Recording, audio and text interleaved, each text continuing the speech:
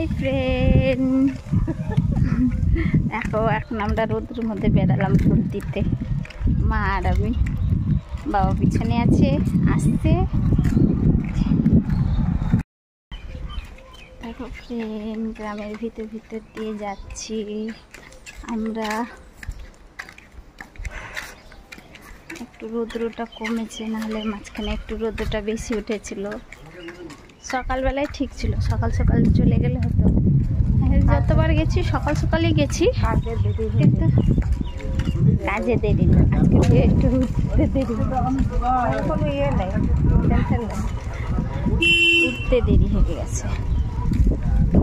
তাই সকালবেলা আবার বাজার করতে গেলাম, বাজার থেকে আসলাম, দোকান খুললাম, তো দেরি হয়ে গেল।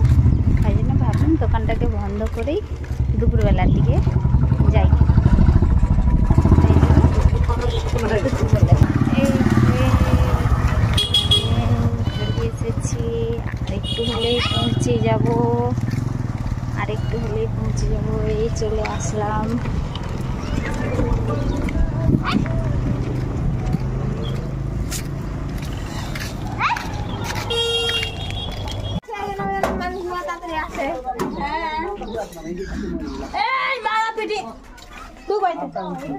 এই যে ফ্রেন্ড চলে আসলাম।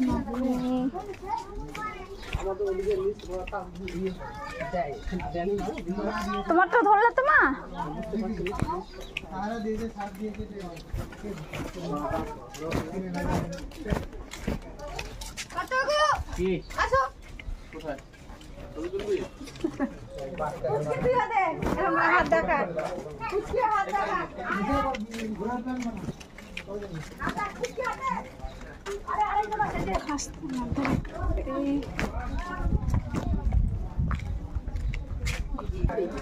কই বলে খালি, বলে খালি, এত ভিড় হয়ে আছে। কে আছে লাস্টে? ওই যে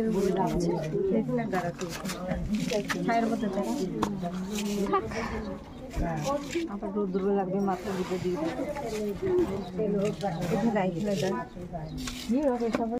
প্রথমে কমল লাগালে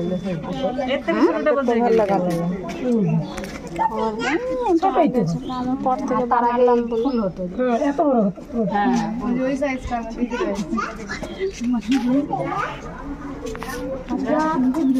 গাড়ি পেয়ে যাবি, অসুবিধা নাই। আমাদের পাড়ার যে বান্টের মা আর সুরজের মা 6:30টার সময় ভোট দিয়ে গেছে।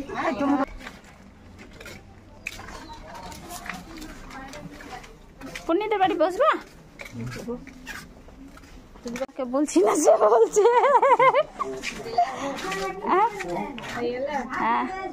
কই দিদি? না দাও, দিদি ভোট দিতে গেছে। কোথায়? শ্বশুর বাড়ি?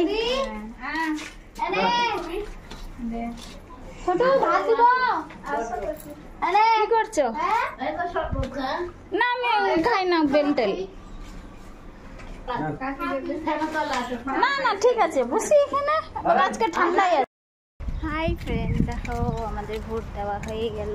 এই দেখো ভোট দিয়ে চলে আসলাম।